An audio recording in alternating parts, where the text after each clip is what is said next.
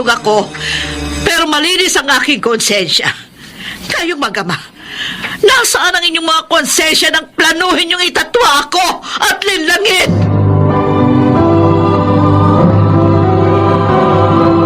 Handog ng DZRH ang tula sa kanyang panahon. Maraming tiisin ang nakalaan sa sinumang ina na sa tuwin ay nakadarama ng mga agam-agam at pangamba. Mga kaibigan, tunghayan natin ang naging karanasan ni Nenita sa ating dulang sa kanyang panahon. Umiiral pa rin talaga ang mga banal na kamay ng Diyos, Nenita. Abay, tingnan mo. Sa pagkahaba-haba man ng mga taon, nahuli na rin yung mga taon lumustay ng 2 milyong halaga ng mga alahas na sa iyo ikinarga ng mga otoridad dahil nga sa reklamo ng complainant. Ay, Celia, 8 taon kong binuno ang parusa sa akin sa loob ng bilangguan sa kasalanan na hindi ko ginawa. Pero ako, natutuwa ako na lalaya ka na sa isa sa mga araw na ito. Magkakasama-sama na kayo ng pamilya mo. Yun lang. Tayo naman na magkakahiwalay. Ay, mahaba-haba pang panahon ng ilalagay ko rito. Murder ang kaso ko eh. Ewan ko. Iba-ibang nararamdaman ko. Masaya na kinakabahan. Hindi ko rin alam kung paano ba ako haharap sa aking pamilya sa paglaya kong ito. Pero sigurado ako matutuwa sila ni Nita. Ay, matagal kang nawalay sa kanila eh. Kaya tiyak, sabik na sabik din silang makita ka. Nung eksaktong makulong ako, yun din ang araw ng graduation ni Maricar sa college. Physical therapy ang kinuha niya. Ay, siguro ngayon, nag-duty na siya sa ospital. Celia, siya rin ang dahilan kung bakit ako nagsikap maghanap buhay noon para lang makatapos siya sa pag-aaral.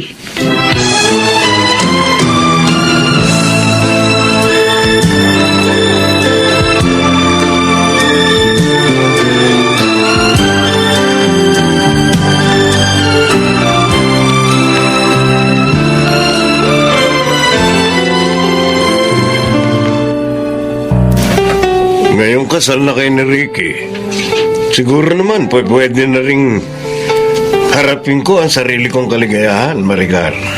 Ang itay, kailangan pa ba naman ninyong magpaalam sa akin? Basta kung saan kayo masaya, hindi ako kukontra. O paano, Ricky? Ikaw na bahala sa anak ko. Opo, Itay. Huwag po kayo mag-alala. Dahil napagandaan ko na po ang isang magandang buhay na ibibigay ko kay Maricar. Pati na rin sa mga magiging anak namin. Sa sinabi mong yan, lalo akong napanatag. Ikinararangal kong maging manugang ang isang doktor na katulad mo, Ricky.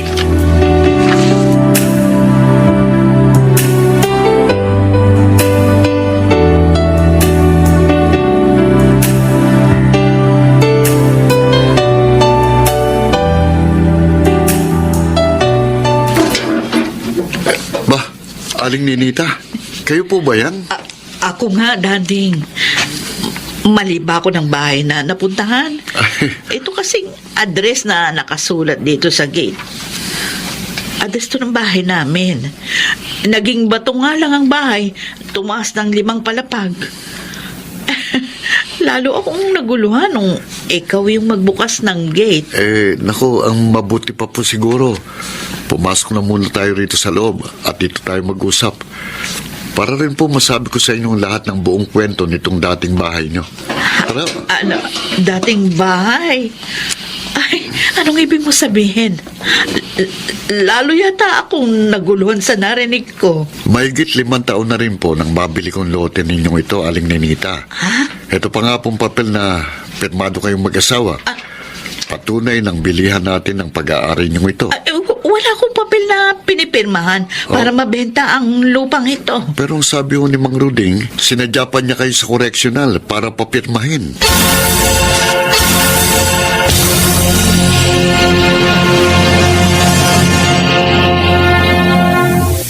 Maricar, bakit kailangan dito pa sa isang tagong kainan natin kailangan mag-usap? Hindi tayo pa pwede mag-usap sa bahay namin ni Nay. Baka biglang dumating si Ricky.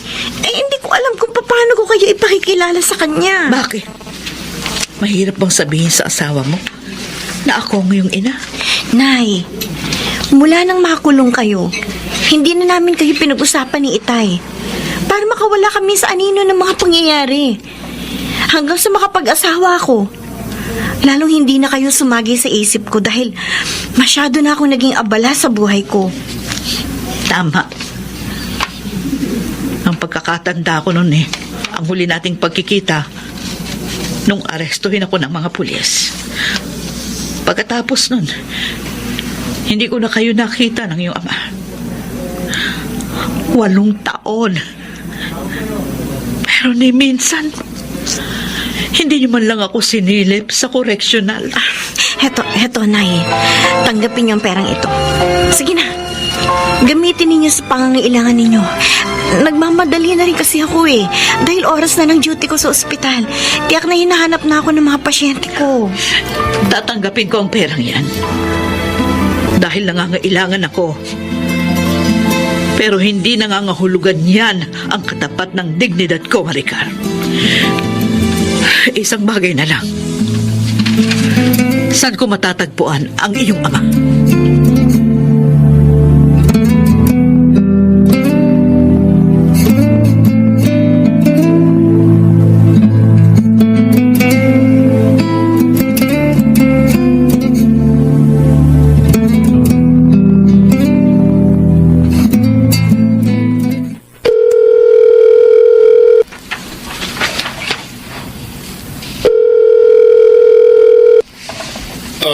Hello? Ricky, napatawag ka. Itatanong ko lang po sana kung napadaan ba dyan si Maricar. Oras na po kasi nag-duty niya pero wala pa siya dito sa ospital. May mga by appointments po pala siya nakaschedule ngayon. Naghihintay na sa room niya ang mga pasyente. Hindi pa siya natadaan dito magmula kaninang umaga. Tinawagan mo na ba ang cellphone niya? Hindi po sinasagot ang mga text at tawag ko Hindi ko rin po siya malocate. Siguro naka-off ang location ng cellphone niya. Sige. Hayama't susubukin ko rin siyang tawagan. Salamat po, Itay.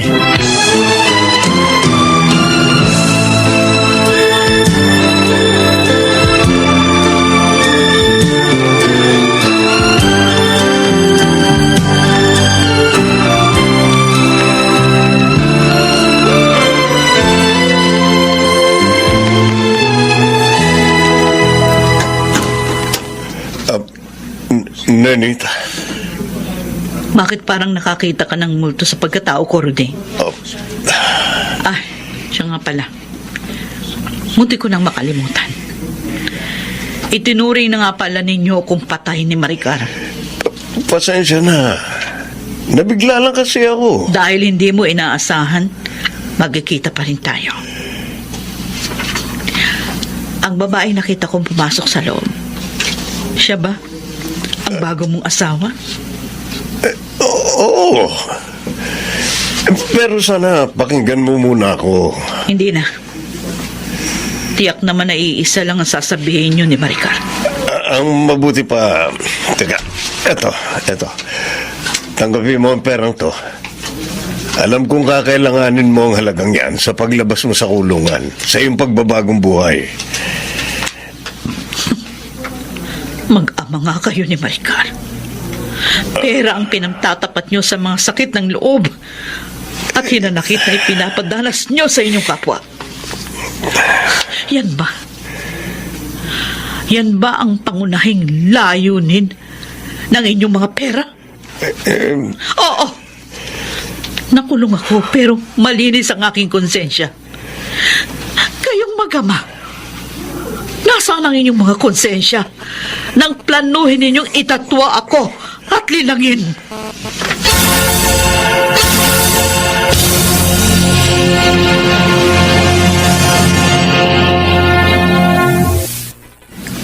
Ikinalulungkot ko ang nangyari sa pagitan ng pagkikita niyo ng pamilya mo, Nenita. Pagkalipas ng 8 taon,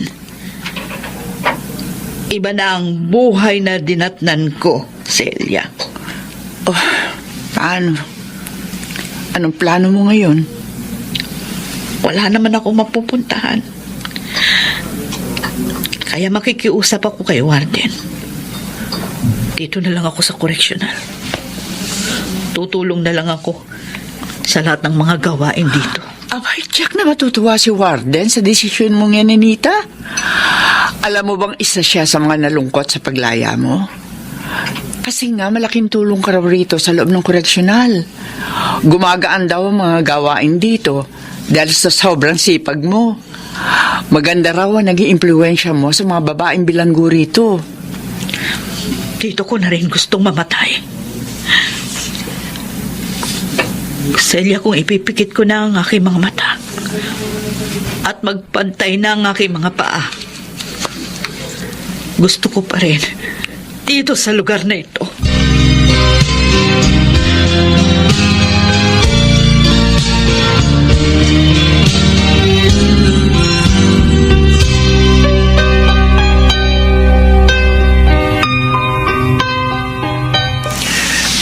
Ang ibig mong sabihin, nanay mo ang matandang babaeng kailan lang nakita kong aali-aligid sa labas ng gate natin, Maricar? Oo, Ricky. Kalalaya lang niya sa correctional. Hindi mo ba naisip? Kaya kanya hinanap. Dahil kailangan niya na matitirhan. Ewan ko. Hindi ko alam. Basta nagulo na nga ang isip ko ng araw na yun. Kaya naging mas madali sa yung itaboy siya. Kaysa tugunan ng mga pangungulila niya bilang isang ina. Na gusto kang makita at mayakap. Maricar, kung sa kanila nitay, hindi na pwede dahil may hadlag na. Pero sa'yo pwede. Dahil ikaw ang kanyang anak.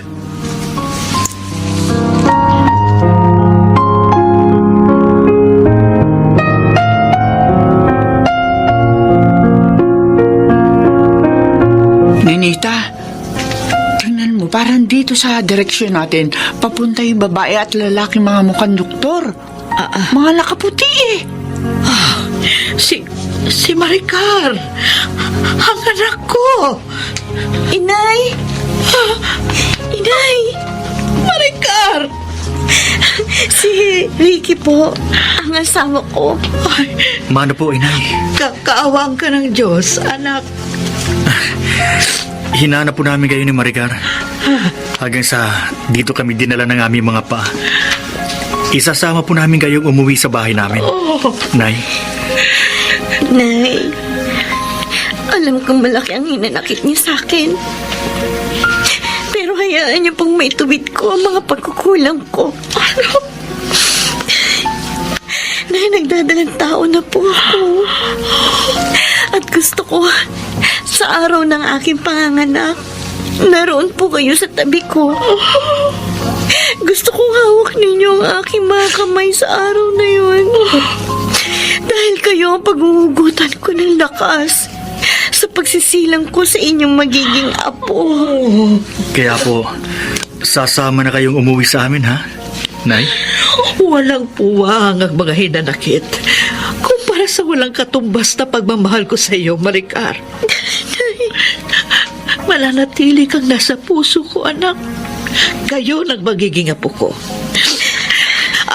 Oo. Sasama ako sa inyo ni Ricky. Dahil gusto kong maging bahagi ng isang maganda at masayang pamilyang sisimulan ninyo. Ay, Nay. Maraming salamat. Maraming salamat sa inyong pagpapatawad.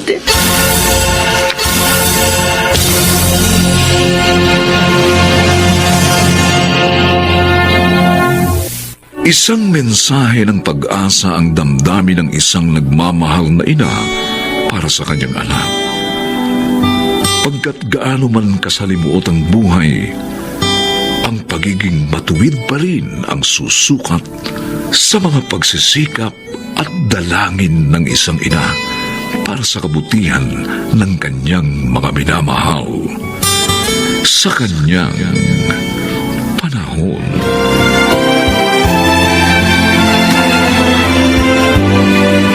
Mga nagsigala, Rosana Villegas, Chiquit del Carmen Amor, Susan Robles, Lionel Benjamin, Maynard Landicho Jr., at Phil Cruz. Special sound effects, Jerry Mutia. Technical supervision, Eric Lucero at Bong Muyar. Musical scoring, Buboy Salonga. Ang kasaysayang ito'y mula sa panulat ni Sel Barlam. At sa pinagsamang direksyon ng inyong lingkod, June Martin Legaspi at Bobby Cruz. Sa kanyang panahon.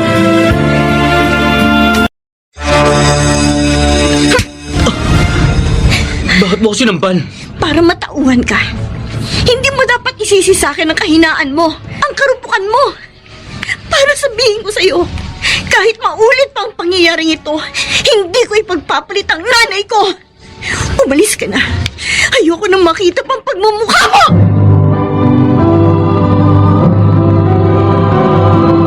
Handog ng DZRH ang dula sa kanyang panahon. May pagkakataon na ang tao ay kailangang pumili sa dalawa niyang mahal sa buhay kung sino sa kanila ang higit na nangangailangan sa kanyang pagmamahal. Ito ang naging karanasan ni Tina sa ating dunang. Sa kanyang panahon. Iyon ang kinalabasan ng pagsusuri ng doktor kay inay na magpa-second opinion ako para kay inay, Kuya Joel. Hindi. Si Inay. At sabi pa niya, maswerte na raw kung tumagal pa ng 6 na buwan si inay. Inay, bakit ngayon niyo lang sinabi to na may mabigat pala kayong sakit? Ayaw ko kasi kayong bigyan pa ng alalahanin mga anak. Sinikap ko namang magamot ito. Pero lumala pa rin. Nay, ayaw naming mawala kayo. Ipagagamot pa rin namin kayo. Mga anak, tanggap ko na kung pagpapahingahin na ako ng Panginoong Diyos. Inay. Dahil napalaki ko na kayo ng maayos at may matatag na ring trabaho. Maiwan ko man kayo. Hindi na kayo magiging kawawa.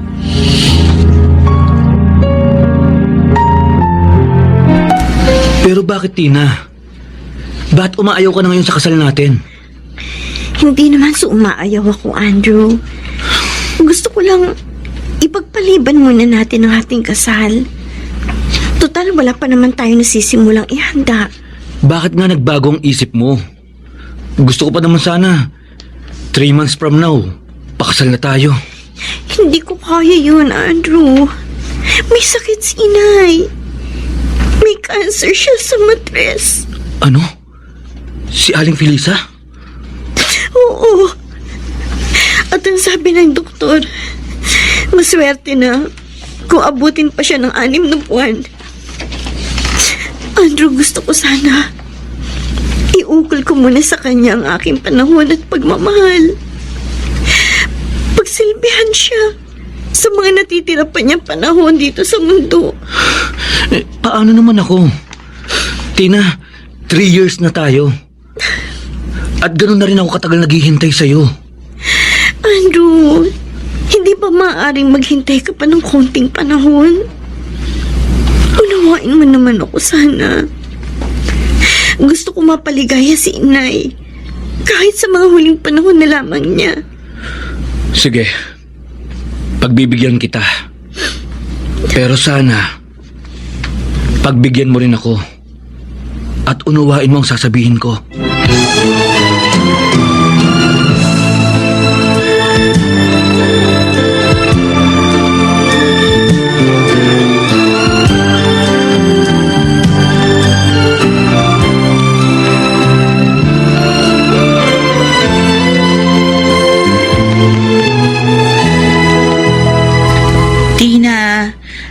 Nagpunta tayo dito sa kantin para magmerienda. Dahil gutom na tayo, di ba? Agnes, Oh. Bakit hindi mo ginagalaw yung pagkain mo? Matatapos na akong kumain. pasensya ka na. Bakit ba? Ilang araw ka nang matamlay. Dahil ba kay Andrew? Oo, Agnes. Hindi siya pumayag sa pakiusap mo? Nung una, ayaw niya. Pero pumayag din. Kaya lang, may hinihingi siyang kondisyon sa akin. Ano? Hiningan ka pa ng kondisyon? Malubhan na nga si Aling Felisa. Kaya nga nainis ako eh. Kaya pala, 1 linggo ko nang hindi nakikita na sinusundo ka. Ano namang kondisyon yun? Gusto niya, may mangyari na sa amin. Ha? Ano ba naman siya? Pati yun naisip pa niya. Gusto rin niya makatiyak na hindi na ako mawawala sa kanya. Ang selfish naman niya. Insecure pa. O, anong sabi mo? Siyempre, hindi ako pumayag. Dahil gusto ko, ikasal kami ng malinis ako. Kaya yun nagalit siya. At basta na lang umalis.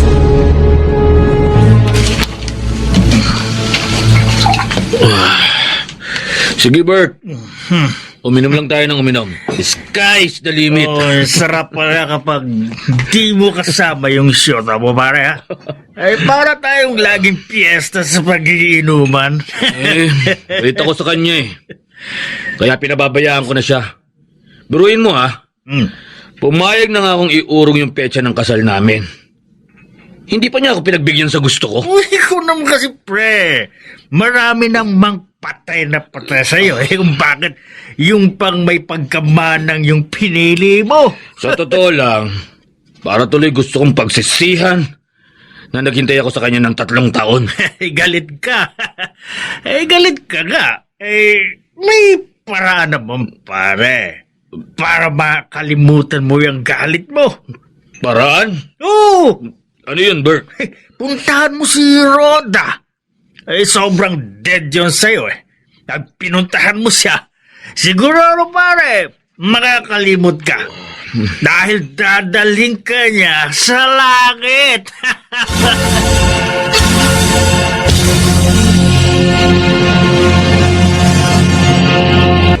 Hello, Agnes. Pasensya na ha. Ngayon lang ako nakapag-return call sa'yo kasi tinapos ko pang linisan si Inay at painumin ng gamot. Okay lang yan, Tina. Naunawaan ko. Ano bang sasabihin mo? At ilang beses kang tumawag? Huwag kang mabibigla, ah. Oh, mukhang problema yan ah.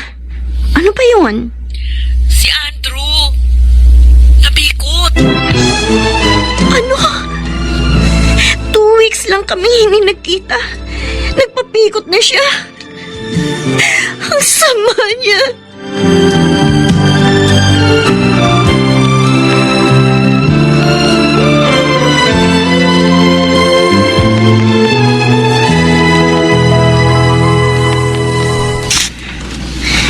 Bakit naparito ka pa?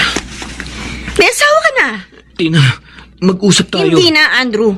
Baka awayin pa ako ng Rhoda na yon. Napilitan lang naman akong pakasalan siya. Dahil sa takot ko sa parents niya. Kung hindi mo siya pinakialaman, wala kang katatakutan. Tina, handa ko siyang iwan. Lumayo tayo. Magsama. Gusto mo pa akong gawing kabit. Ikaw lang talaga ang mahal ko. Kaya lang, ikaw kasi, hindi mo man lang ako pinagbigyan.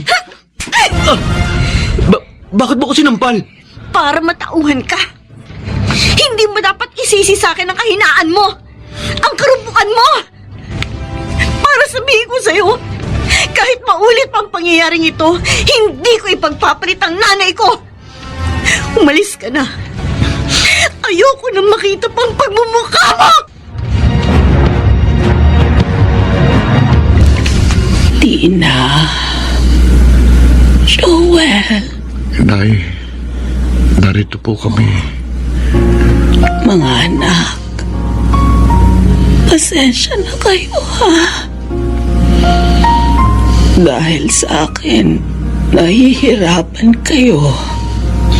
Huwag po kayong humingi ng pasensya, Inay. Mahal po namin kayo. At handa kaming alagaan kayo.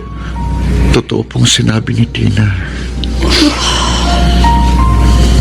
Mapalad ako. Dahil binayayaan ako ng Diyos ng mga mabubuting anak na katulad ninyo.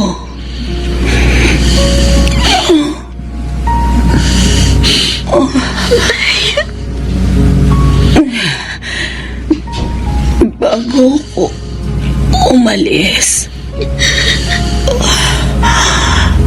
ipakikiusap ko sa Diyos na bigyan niya kayo ng magandang kapalaran. Dahil mga mabubuting anak kayo. Ay, huwag niyo pong sabihin yan. Hindi kayo mawawala. Kailangan pa po namin kayo, Inay.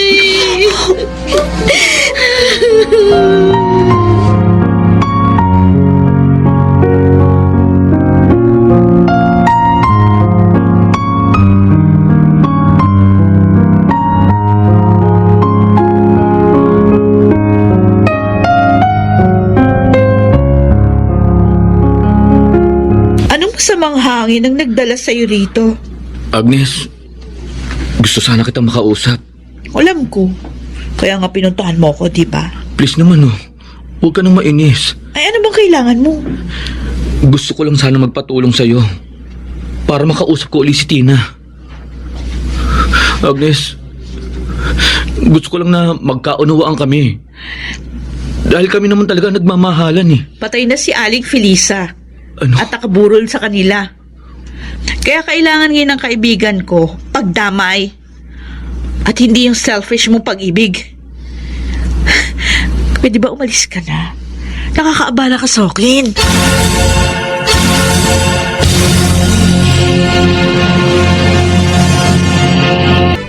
Nakikiramay ako, Tina. Joel. Salamat, Agnes. Salamat sa'yo.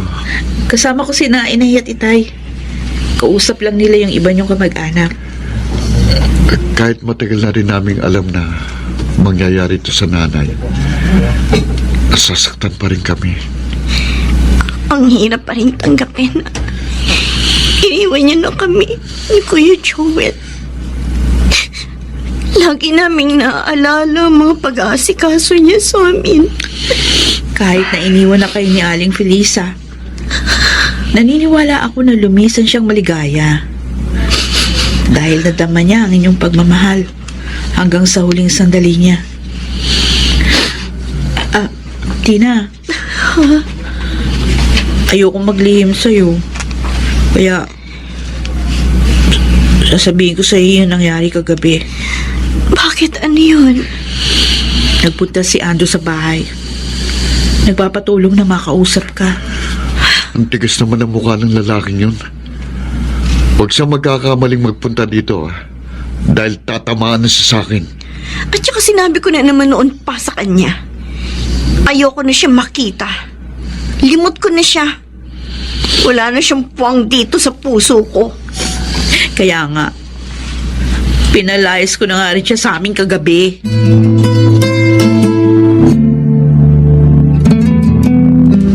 Mukhang handa ng lahat ang dadalhin mo sa pag-alis mo, Buo na ba talagang pasya mo? Oo naman, Kuya. Excited na nga ako eh. Imagine, makakapag-abroad na ako. Kikita pa ako ng malaki. 2 years tayo hindi magkikita. Pwede naman tayong laging mag-video call, Kuya. Oo nga, no? Dahil high-tech na ngayon. Mag-iingat ka sa bansang pupuntahan mo, Huwag mong pababayaan ang sarili mo. Oo, Kuya. At huwag mong kalilimutang gawin ang pinakabili ni Inay sa atin.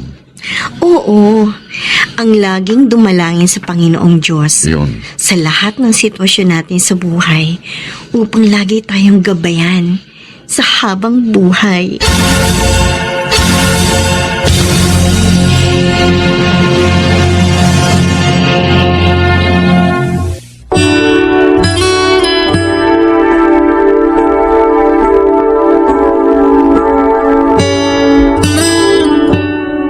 Ang mabuting anak maiwan man ang magulang ay nananatiling matatag pagkat siya'y tutulungan at pagpapalain ng Panginoong Diyos sa kanyang panahon.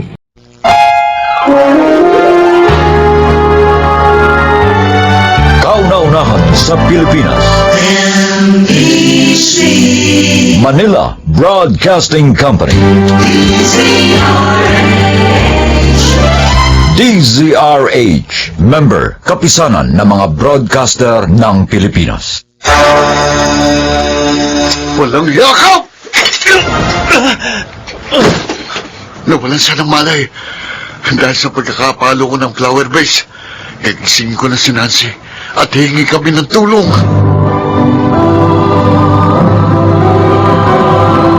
Handog ng DZRH ang tula sa kanyang panahon.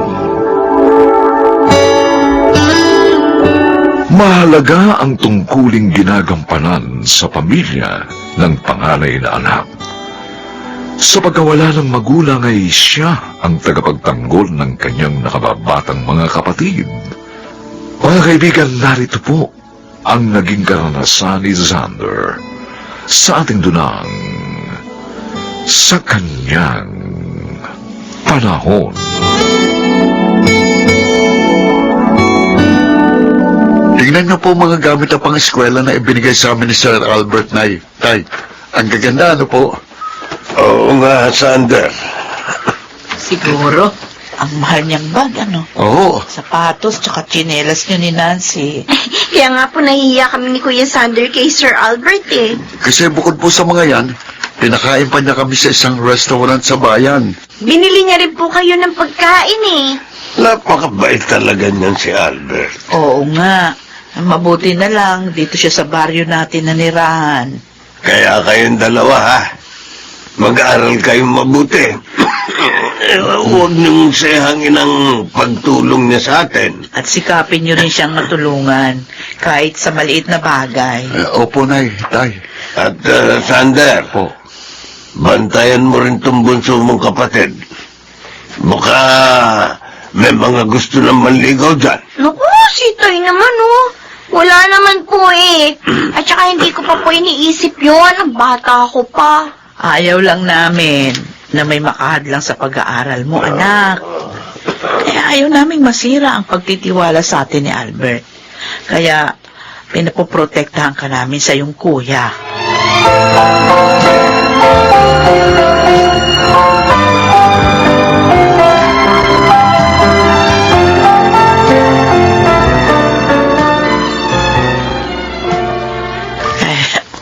Saan ka ba galing, Elsa?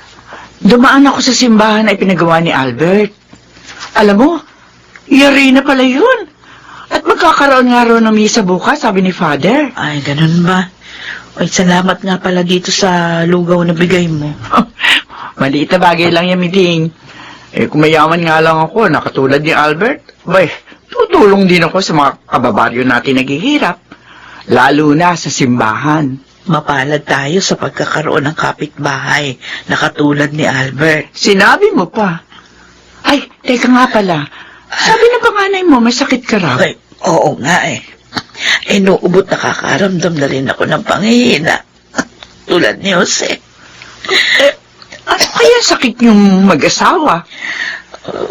Wala naman kaming pera para makapagpagamot. Teka, kung sabihin niyo kaya yan kay Albert. Ha? Oo, para matulungan kayo magpagamot. Uy, nakakahiya na. Siya na nga yung nagpapaaral sa dalawa naming anak eh.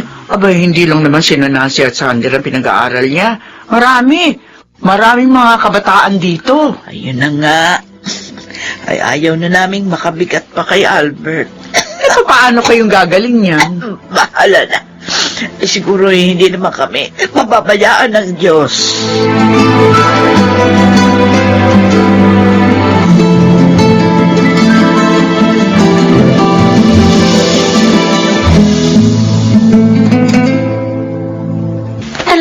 Sir Albert? Mm. Sa akin po ang magandang cellphone na to. Parang hindi ka makapaniwala. Kasi naman po, ngayon pa lang po ako magkakaroon ng cellphone. Tapos ganito pa po kaganda. Para sa'yo talaga yan, Nancy. Binili ko para matawagan kita. Lalo na kapag nalulungkot ako sa gabi. Sige po, makikipagkwentuhan po kami sa inyo ni Kuya Sander. Maraming salamat po, sir. Walang anuman. May cellphone din akong binili sa kapatid mo. Yun nga lang, syempre, mas maganda yung sa'yo. Salamat po uli. Ang bait nyo talaga, sir. Tiyak na matutuwa si Kuya Sander nito. Nancy, mamaya ka na umuwi, ha? Tuturuan kita kung paano gamitin yung bago mong cellphone.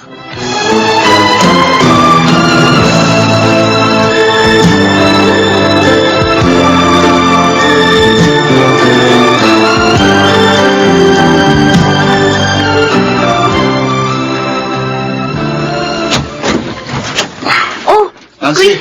Kuya Sander! Binigyan tayo ng cellphone ni Sir Alberto. Nancy, may problema tayo eh. Bakit, Kuya? May nangyari ba? Si Inay at Itay, nahihirapang huminga. Ano? Kailangan madala natin sila sa ospital. Pero wala yung hospital dito. At wala rin tayong sasakyan. Wala rin tayong pera. Humingi tayo ng tulong kay Sir Albert.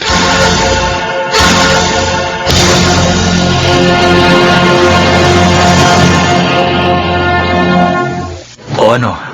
Kumusta na ang mga magulang niyo, Sander? Nancy? Medyo malakas na po sila. Sir Salamat Albert. po sa inyo, sir. Sa tulong ninyo. Walang anuman. Na ipagamot sina Inay at Itay. Ngayon, malapit na akong gumaling ang sakit nila sa baga.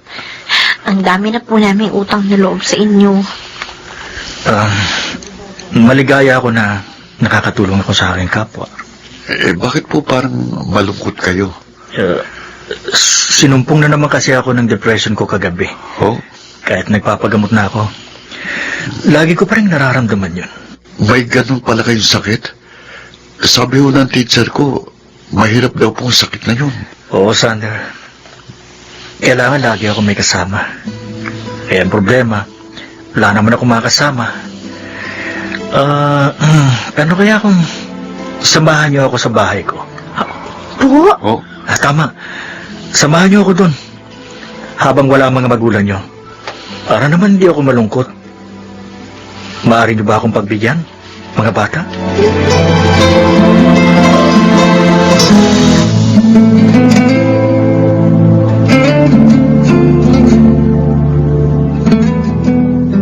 Oh, Sander, kayo pala. Nancy, napasyal kayo. Oo, Aling Elsa. Ihahabilin po sana namin sa inyo bukas ang bahay po namin kung maaari. Ah? Ay, bakit? Saan kayo pupunta?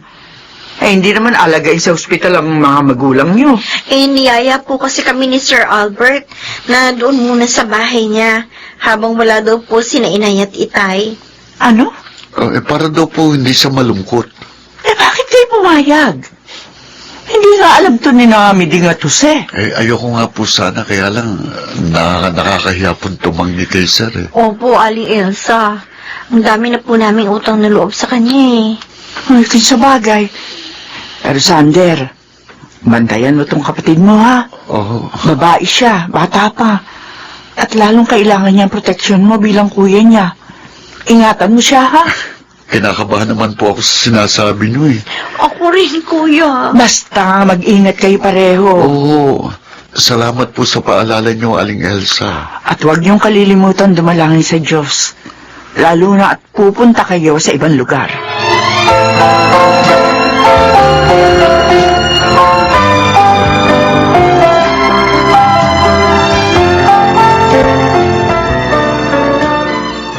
Hindi ko alam na may depression pala si Albert.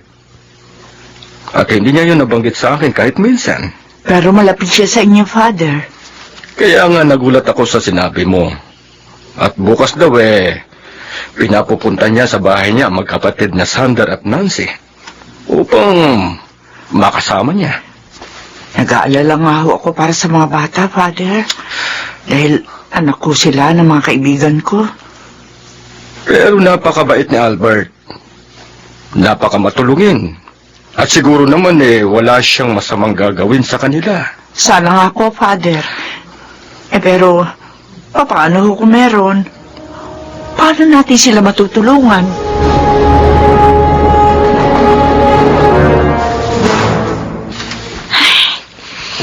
Di ako makatulog. Kinakabahan pa rin ako. Kahit na nga, nariyan lang sa ilalim ng kama si Kuya at nagbabantay sa akin.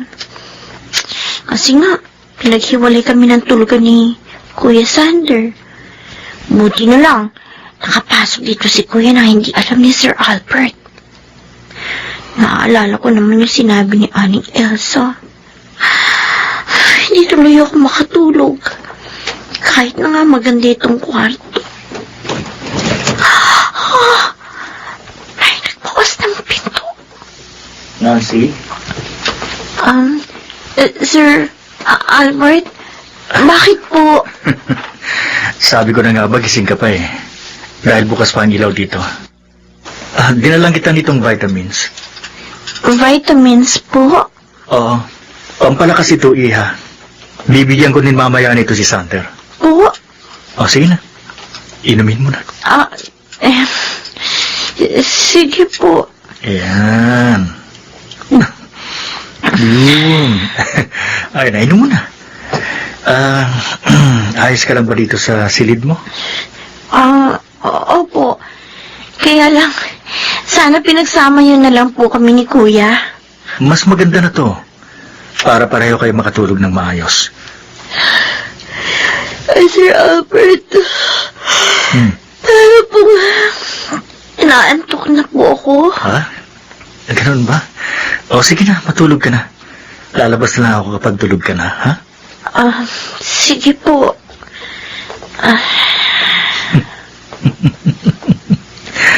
Mabilis na tumalab kay Nancy ang pampatulog na ipinainom ko. Napakaganda mo talaga, Nancy. Sariwang-sariwa. Ang kinis. Ngayon, magiging akin ka. Nang wala kayong malalaman ng kapatid mo. Uhubarin ko na ang suot mo. Walang gaka! Nawalan siya ng malay. Dahil sa pagkakapalo ko ng flower vase, gigising ko na si Nancy at hihingi kami ng tulong.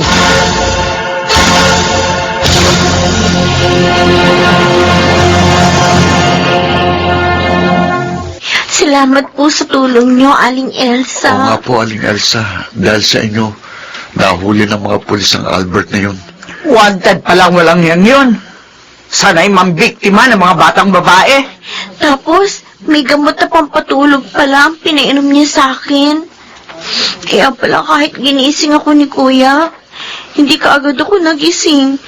Ang sama-sama talaga ng Albert na yun. Buti na lang nakinig sa akin ng kuya mo, nabantayan ka. Kinabahan din po kasi ko nang patulugin si Nancy ng Albert na yun sa malayong kwarto. Naalala ko pong bilin na inay at itay na dapat kong proteksyonan ang aking kapatid.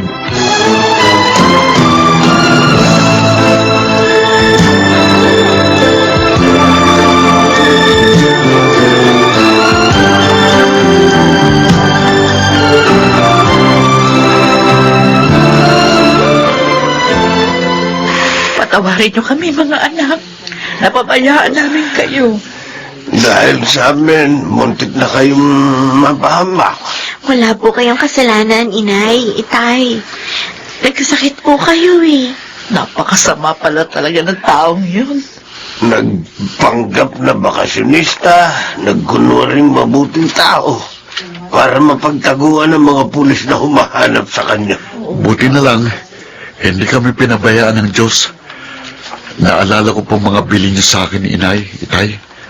Kaya po nakakilos ako.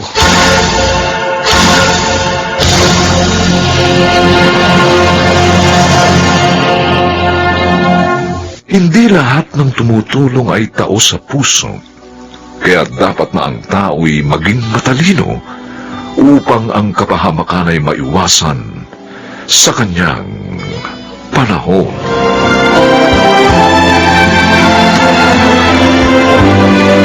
Mga nagsiganap, Phil Cruz, Lionel Benjamin, Rosana Villegas, Chiquit del Carmen Amor, Maynard Landicho Jr., at Susan Robles. Special Sound Effects, Jerry Mutia. Technical Supervision, Eric Lucero at Bong Buyar. Musical Scoring, Buboy Salonga. Ang kasaysayang ito'y mula sa panulat ni Telma Corporal Alcantara.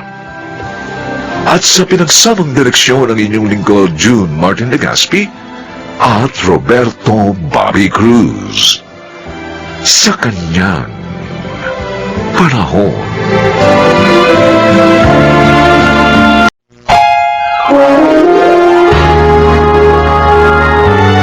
Kauna-unahan sa Pilipinas. Manila Broadcasting Company. DZRH, member, kapisanan ng mga broadcaster ng Pilipinas. Lisena, hindi ko obligasyon na pag-aralin ka. Ah, ganun pala. Eh, para saan pa yung pagiging magkapatid natin? At saka kung hindi mo pala obligasyon na pag-aralin ako, eh di hindi ko rin kayo obligasyon na tulungan.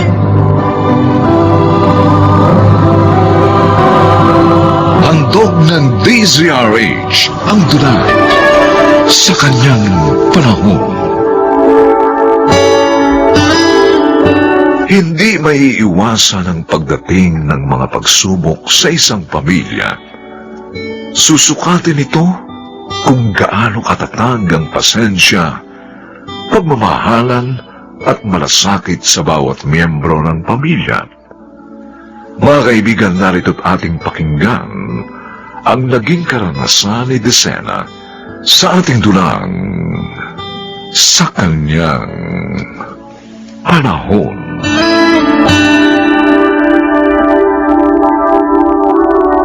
Desena! Ay, Tito Enel, ano pa ginagawa niyo dito? Magbabayad ng tuition fee ni Weng. Exam niyo na sa susunod na linggo, di ba? Oo nga po.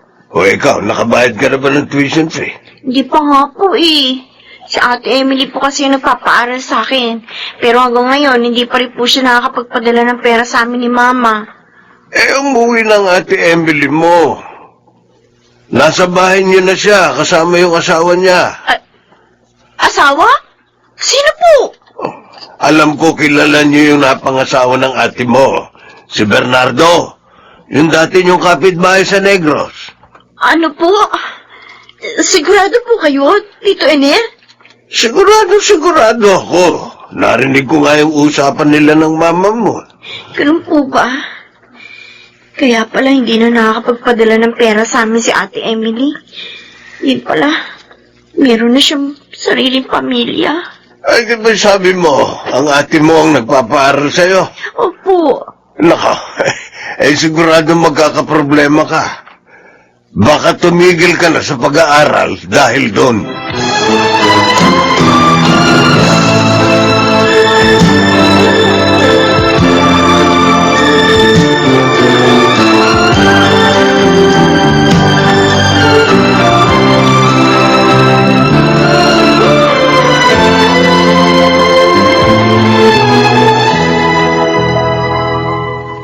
Ma, Alam ko kung bakit ka malungkot. paano po kung di malulungkot? Eh mukhang titigil na po yata ako sa pag-aaral. Sigurado kasi hindi na ako susuportahan ni Ate Emily. Kasi iba na yung priority niya. Ma, gusto ko pong mag-aral. Gusto ko makatapos. Gusto ko maabot yung mga pangarap ko. Huwag ka mag-alala. Nandito pa naman ako. Nandyan din ang mga nakatatandang kapatid mo. Magtutulungan kami sa pag-aaral nyo. Imposible na pong matulungan ako ng iba kong mga kapatid. May mga pamilya na rin po sila eh. Si Ate Emily na nga lang ang inaasahan ko. Tapos ganito pa ang mangyayari. At saka may 2 baboy pa tayong inaalagaan. Yung pagbebentahan sa isang baboy, di ilalaan ko na yun sa tuition fee mo sa susunod na pasukan. Kaya, Huwag ka na mag-alala, ha? Ganun po ba? At siya nga pala, uuwi ngayon ang ate mo kasama si Nardo. Dito muna sila titira sa atin. Ano po yun? Habang buhay na sila titira dito? Hindi naman siguro. Itira muna sila sa atin habang wala pa silang naiipon. Pero huwag ka mag-alala. Hindi naman siguro sila magiging pabigat. Sana nga po, Ma.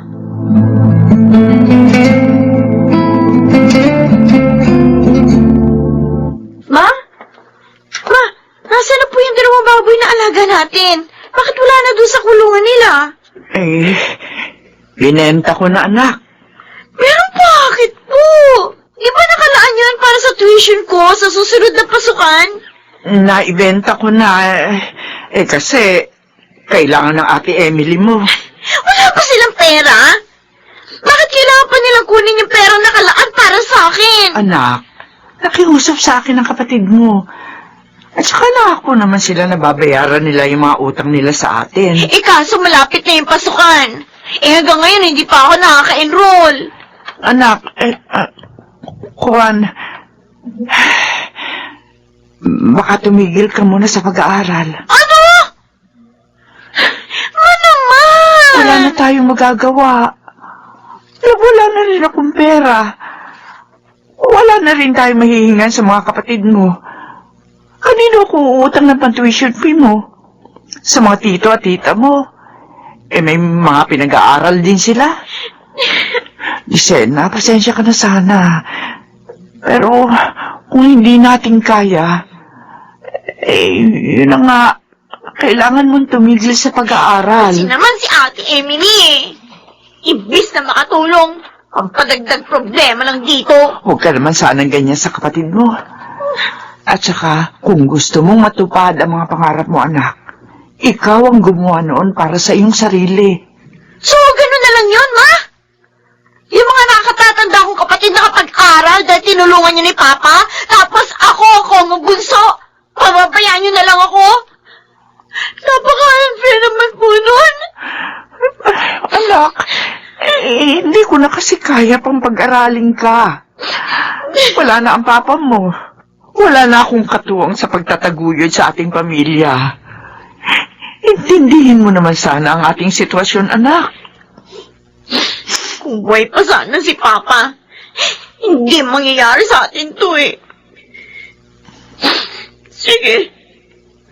Sige, Ma. Titigil na lang ako sa pag-aaral para maghanap ng trabaho.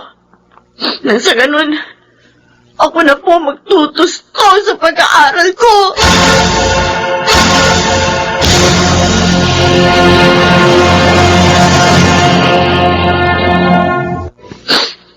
Ma. Oh, bakit ka umiiyak? Anong nangyari sa'yo doon sa Maynila?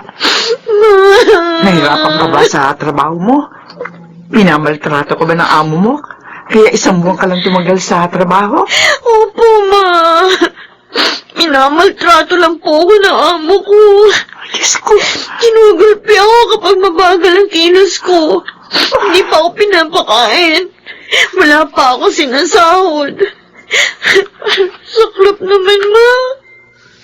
Ang saklap na naging kapalaran ko doon. Buti naman nakauwi ka dito na ligtas. Yan, totoo po niya. Tumakas lang ako eh. Ayaw po kasi ako paalisin ng amo kong babae.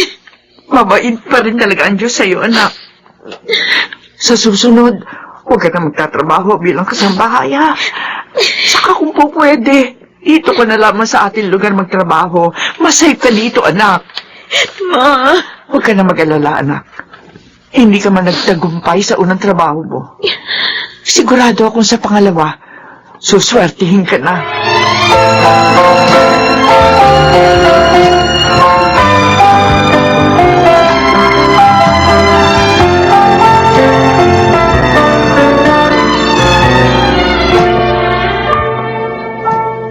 Leonardo, mabuti naman at nakauwi ka na. Kanina pa kita hinihintay. Emily, may sasabihin ako sa'yo. Ha? Masamang balita. Bakit? Anong masamang balita? Kuwan, nagkaroon kasi ng mass layoff sa kumpanya namin. At isa ako sa mga minalas. Ano? Hindi wala ka ng trabaho. Sa totoo lang, nabigla ako sa desisyon ng management pero wala naman kaming yun. Bakit naman ngayon pa eh? Kung kailan pa naman kailangan ng pera. Huwag kang mag-alala. Bukas na bukas din maghahanap ako ng trabaho. At saka meron nang nirekomenda sa akin si paring Miko na trabaho. At feeling ko naman matatanggap ako. Eh, sana nga matanggap ka kaagad. Kailangan lang natin ng konting pera para sa mga medical expenses at sa iba pang requirements. Yung back pay ko kasi, sabi nila 45 days daw bago ma-release. Uy, saan tayo kukuha ng pera eh? Kababayad ko lang ng utang kay mama. Ha? Bakit nagbayad ka kaagad ng utang? Hindi naman tayo sinisingil ng mama mo. Ikaso si Disena yung sumingil ng utang. Wala naman ako magawa. Pera din naman niya yun. Yung inutang natin. Paano na tayo ngayon? Subukan mo yung umutang sa kapatid mo. Ano? Kay Disena? Ay, hindi magpapautang yun. Magpapasaring pa yun. Alalahanin mo, masama pa rin ang loob nun sa akin. Paano? Saan tayo uutang ngayon? Ayun na nga, ewan ko, di ko alam. Alam ko na. Sabihin mo sa mama mo, kailangan mo ng pera. Tapos ang mama mo nang bahalang umutang kay Disena. Kailangan natin talaga ng pera eh. Kung may pera tayo, hindi tayo uutang sa kanila. Sige. Titingnan ko kung anong magagawa ko.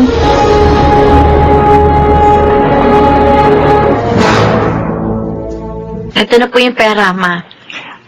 Bali yan po yung sobra sa naipon ko noon. Yung natira, gagamitin ko na po sa paghahanap ko ng bagong trabaho. Ay, salamat, anak. Eh siya nga po pala, Ma. Kailan po maghahanap ng trabaho si Kuya Nardo? Huwag ka mag-alala sa kanya. Naghahanap na siya ng trabaho. Itong inutang ko sa iyo, gagamitin ni Nardo para sa pamasahe at mga requirements. Sabi ko na nga ba? Huwag ka mag-alala, anak. Naniniwala ako. Makakabawi din sina Emily at Nardo sa iyo. Alam naman nila ang mga tulong na binibigay mo sa kanila. Hindi naman po ako humihingi ng kapalit sa pagtulong ko sa kanila. At saka hindi na ako umaasa na matutulungan pa nila ako. Ma, makita ko lang na asenso na ang buhay nila, okay na ako dun.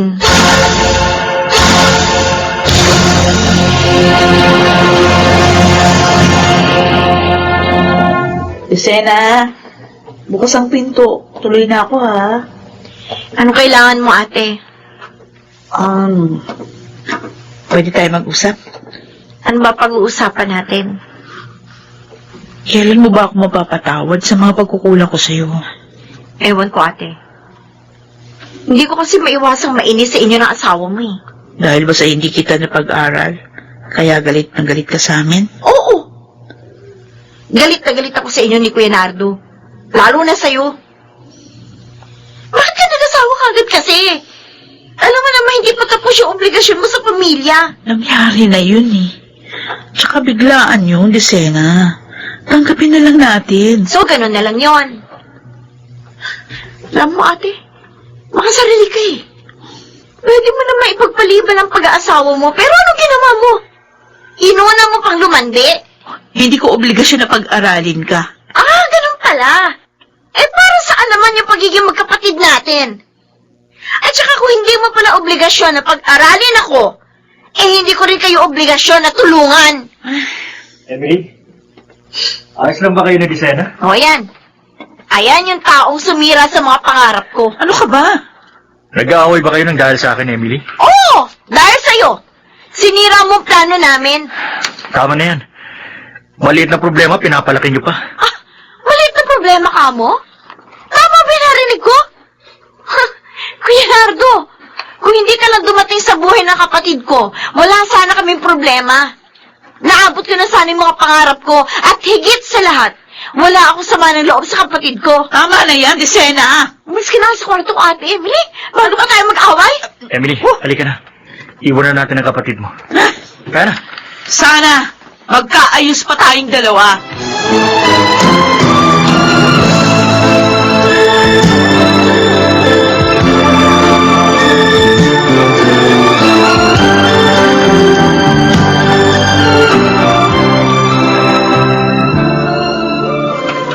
Sigurado na ba kayo ni Nardo sa desisyon yung umalis na dito sa bahay? Oo. Panahon na ho para bumukod kami at tumayo sa sarili naming mga paa. Ganun ba? Pero huwag po kayo mag-alala. Dadalaw kami madalas dito sa bahay. Tsaka, pwede nyo rin kami puntahan. Doon sa kabilang barangay lang naman po kami lumipat. Ay, sige, Emily. Pupuntahan ko kayo doon palagi. Ate Emily? Alam mo, Disena, tama ka. Hindi kami dapat mamihasa sa puro asa sa iba. Kaya nga eto, nagpasya na kami bumukod. Alam ko, masama pa rin ang loob mo sa akin. Pero ito lang tatandaan mo. Dumating lang ang swerte sa amin. Makakaasa ka. Tutuparin ko yung mga pinangako ko sa'yo dati. Sana, mapatawad mo na kami. Napatawad ko na kayo, ate.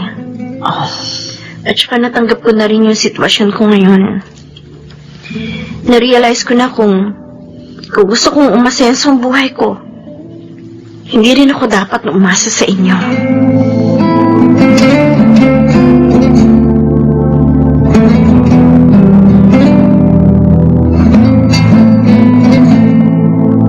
Congratulations, Miss Quintos. You're hired.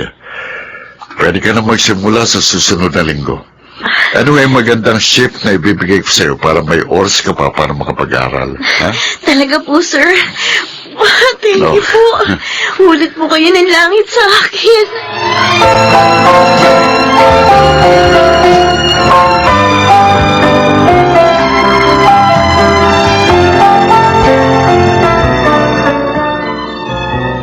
O, Disena, kumusta na ang paghahanap mo ng trabaho?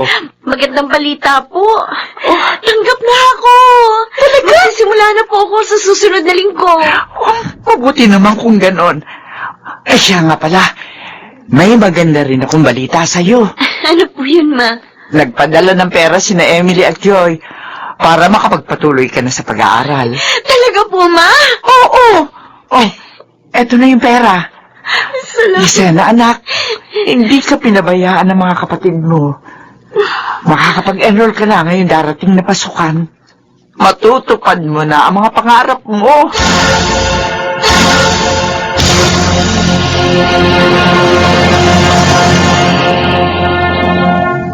Ang dapat sa pamilya, walang inggitan, walang sapawan, at higit sa lahat, nagtutulungan lalo na sa oras ng pangangailangan. Dahil ang magkaroon ng isang tunay na pamilya na may pagmamahalan at malasakit sa isa't isa ay napakalaki ng kayamanan sa kanyang panahon. At dahil doon, kaya inatake sa puso si Itay. Hindi. Kapag may masamang nangyari kay Itay, hindi kita mapapatawad, kuya!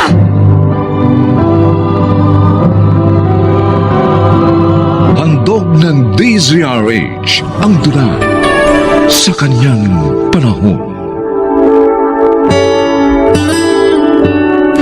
May mga taong kapag nagkaroon ng konting kabuhayan ay madaling nakalilimot. Napababayaang alagaan ang naturang kabuhayan. Mga kaibigan, narito po ang naging karanasan ni Manuel sa ating dunang sa kanyang panahon.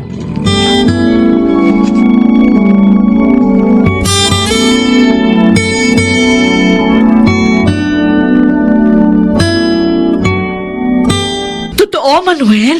Pinamana na sa inyo na Tatay Gaspar at Nanay Loling yung 2 taxi nyo. Oo, sabi, Aurora. Pati yung bahay namin. Wow naman! Sa wakas, hindi na tayo mangungupahan. Makaluluwag na tayo sa buhay. Teka, saan na sila titira pag lumipat na tayo doon? Nakalimutan mo na ba? May bahay kami sa probinsya. May mga hayop at pananim din doon. Gusto nila, yun na lang ang asikasuhin nila. Ang bait talaga ng mga magulang mo. Masino pa. Kaya lang, baka magtampo si Myra dahil pinamanahan ka na.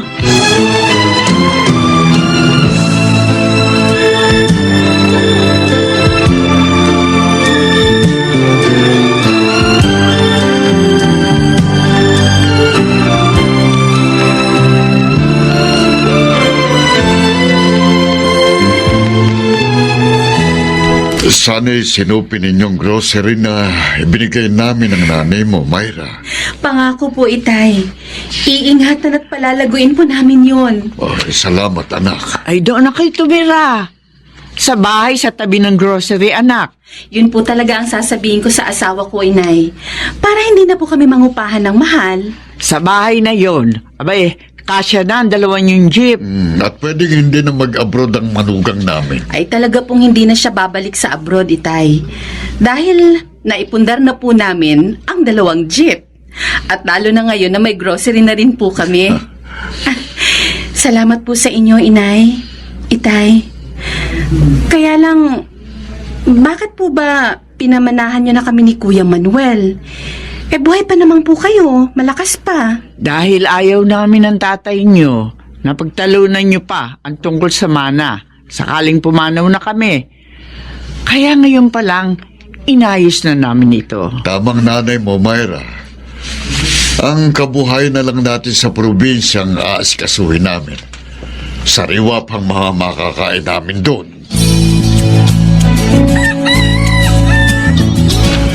O ano? Di ba masarap maglaro, Manuel? Oo nga, Bonnie. Tama ka. Nalibang na ako. Nanalo pa ako ng malaki. Ikaw lang eh. Noon pa kita niyayaya, pero ayaw mo. O di sana, noon pa, masaya ka na. Kasi naman nung una, akala ko paglalaro ng apoy ang gusto mong pagdalan sa akin. Alam mo naman, ayoko nun. Saka, takot ako magkasakit. Pre, mas masarap to kaysa sa paglalaro ng apoy. Oo nga. At palagay ko, mawiwili ako.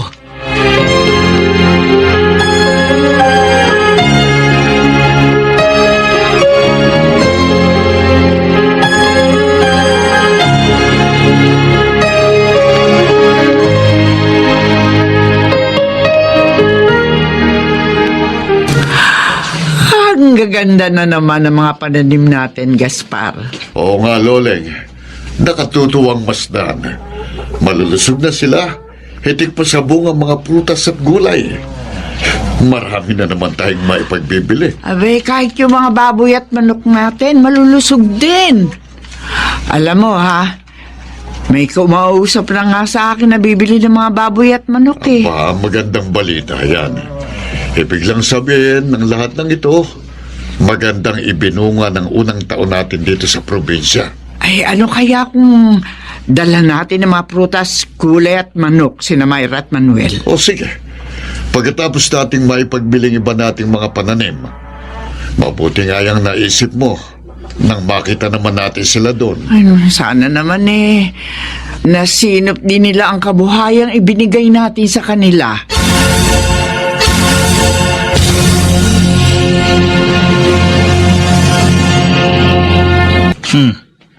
Bakit gising ka pa, Aurora? May susi naman ako. Kaya ko namang buksan tong pinto. Talagang hinihintay kita. Hating gabi ka na naman. Lasing ka pa. Palagi ka na lang ganyan. Kunti lang naman yung ininom namin ni paring Bonnie. Nabuisit nga ako eh. Dahil talo na naman ako sa kasino. Kasino na naman.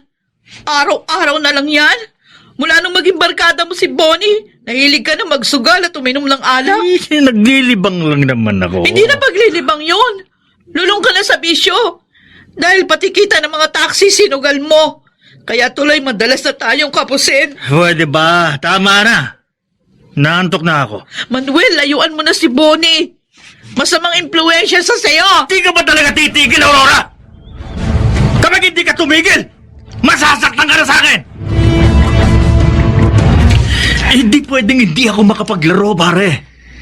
Malaki ng utang ko. Kailangan makabawi ako at makabayad sa mga yun.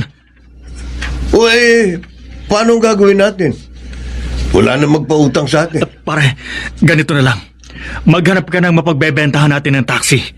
Ibebenta ko isa naming taxi. Sigurado ka sa gusto mong gawin, pare? Oo. Ayun na lang ang parang para makapagkasino tayo, di ba? At makabayad ako sa mga inutangan ko. Baka magalit si Aurora pag nalaman. Magalit man siya, pare. Wala na siyang magagawa. Tapos ang lahat. Saka hindi naman sa kanya yun. Mana ko yun sa mga magulang ko. Kaya magagawa ko yun. Kaya kong gawin ang lahat ng gusto ko. Believe talaga ako sa iyo, pare. Ang tigas mo! Ang tigas ng paninindigan mo! Biglaan po yata ang pagluwas nyo, Nay. Tay, meron po bang problema sa probinsya? Ay, wala, Aurora. Masaya ang buhay namin doon. Hindi talaga namin sinabi sa inyo na darating kami. Dahil ibig namin sorpresahin kayo. Abe, may mga dala nga kami para sa inyo eh. Pero sa nalaman namin sa inyong panganay, mukhang kayong may problema dito. Po? Wala raw kayong ulam ngayon. At may notice of disconnection na rin daw kayo ng ilaw at tubig. Anak, bakit nga nagkaganon? Ano ba nangyari sa kita ng mga sasakyan? Nasa ba asawa mo? Tay, Nay, si Manuel po. Oh, bakit? May nangyari ba sa anak namin? Mula nung maging barkada niya si Bonnie, yung isa naming kapitbahay, natuto na po siyang magsugal at uminom ng alak. Ano? Pinagsasabihan ko naman po siya, pero ayaw po niyang makinig. Minsan nga napagbubuhatan pa niya ako ng kamay. Nagawa niya yun? Opo. Makikita niyo sa akin pagdating niya. Ang masakit pa dahil sa kanyang bisyo, naipagbili niya yung isang taxi. Pati taxi? Opo. Hindi! Ibinenta niya ang taxi! Opo. Ay, tay! Ha! Nawala ng malay ang asawa ko! Mabuti naman at dumating ka na, kuya. Hindi ka inumaga. Bakit ka nandito, Myra? Bakit ka galit? Talagang galit ako! Dahil sa nalaman ko. Hindi kita maintindihan. Kuya, bakit mo naman winaldas ang kabuhayang minana mo sa mga magulang natin? Alam mo namang malaki ang hirap nila, mapaunlad lang yun. Nagsumbong ba sa'yo sa Aurora? Napakadaldal talaga ng babaeng yun. Kuya, bakit hindi mo iningatan ang kabuhayan mo? Mas matanda ako sa'yo, Myra. Kaya wala kang karapatang pakialaman ako. Buhay mo, intindihin mo, ha? Narito si Nainay at Itay. At alam na nila ang lahat. Ano? At dahil doon, kaya inatake sa puso si Itay. Hindi. Kapag may masamang nangyari kay Itay, hindi kita mapapatawad, kuya!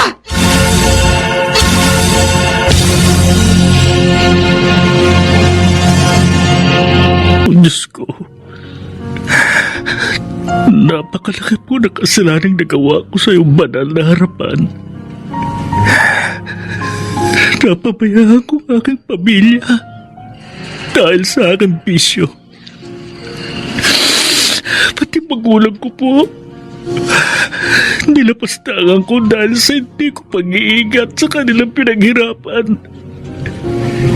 Kaya po inataka si Itay at nakipaglaban ngayon sa kamatayan. Diyos ko, pakiusap po. Iligtas mo po si Itay. Nagmamakaawa po ako sa iyo, Panginoon. Bigyan mo po ako ng pagkakataong makahingi ng tawad sa kanila si Itay. At may pakita sa kanila ang ganap kong pagbabago.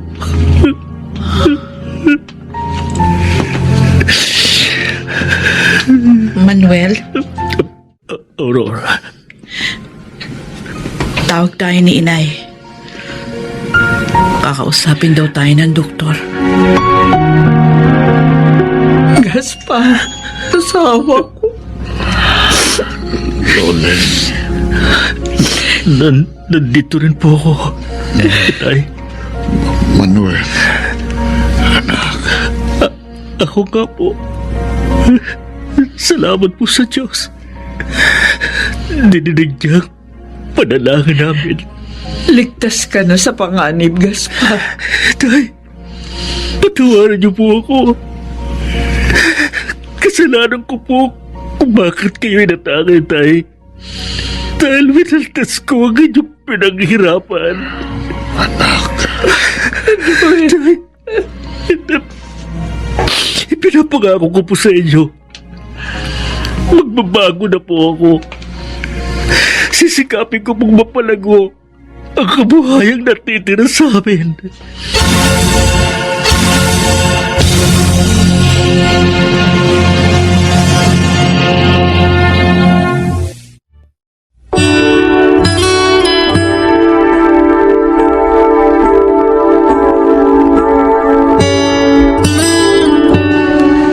magiging maingat at masinop lamang ang mga tao, mababawasan ang kahirapan sa mundo.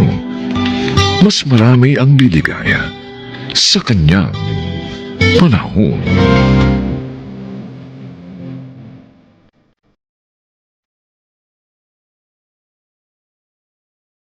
Mga nagsiganap, Maynard Landicho Jr., Rosana Villegas, Phil Cruz, Susan Robles, Jenaline de la Cruz, at Lionel Benjamin.